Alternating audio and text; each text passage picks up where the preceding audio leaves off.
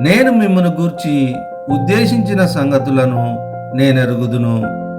రాబోవు కాలమందు మీకు నిరీక్షణ కలుగునట్లుగా అవి సమాధానకరమైన ఉద్దేశములే గాని హానికరమైనవి కావు. ఇదే యెహోవా వాక్కు.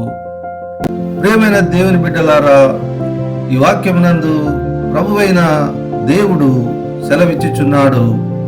నేను మీ ఎడల కలిగిన ఉద్దేశములు హానికరమైనవి కాక మీకు సమాధానకరమైనవై ఉన్నవని కొంత నిరీక్షించమని ప్రభు సెలవిచ్చుచున్నాడు.